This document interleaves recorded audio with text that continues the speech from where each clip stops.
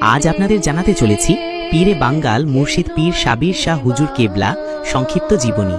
মনোযোগ দিয়ে শুনুন। পূর্ণ নাম সৈয়দ মুহাম্মদ সাবির। জন্ম 13 মার্চ 1955, সিরিকোট, হরিপুর, খাইবার পাখতুনখোয়া, পাকিস্তান। বংশ সৈয়দ পরিবার, মাসওয়ানি গোত্র, কাদেরিয়া সুফি তরিকা। শিক্ষা পেশোয়ার বিশ্ববিদ্যালয় থেকে ইসলামিক স্টাডিজে স্নাতক ও স্নাতকোত্তর।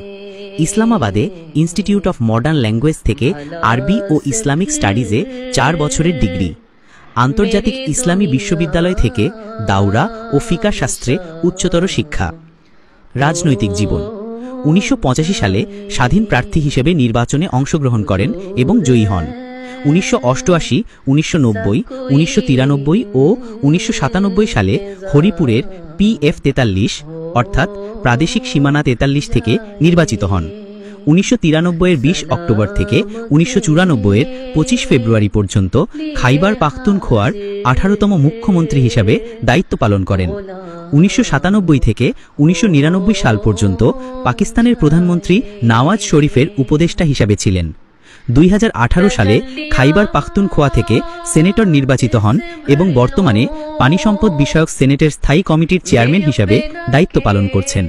আধ্যাত্মিক জীবন ও খিলাফত তিনি হযরত মুহাম্মদ সাল্লাল্লাহু আলাইহি ওয়াসাল্লামের বংশধর। 1976 সালে সৈয়দ মোহাম্মদ তৈয়ব শাহ রহমতুল্লাহ আলাইহির কাছ থেকে খিলাফত লাভ করেন। সিরিকোটে তাইয়াবুল উলুম নামে একটি শিক্ষা প্রতিষ্ঠান প্রতিষ্ঠা করেন, যেখানে আধুনিক ও ইসলামিক শিক্ষা প্রদান করা হয়। বিশ্বজুড়ে তার সফর ও দাওয়াতি কার্যক্রম। তিনি বিশ্বের বিভিন্ন মুসলিম দেশে সফর করেছেন এবং ইসলামিক ঐক্য ও উম্মাহ উন্নয়নে অবদান রেখেছেন। বাংলাদেশের চট্টগ্রামে জামিয়া আহমেদিয়া সুন্নিয়া মহিলা মাদ্রাসা প্রতিষ্ঠা করেন, যা 1996 সাল থেকে সফলভাবে পরিচালিত হচ্ছে।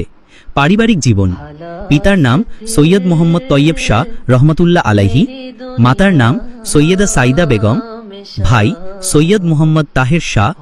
বিবাহ 1991 সালে। সন্তান 2 পুত্র ও 1 কন্যা।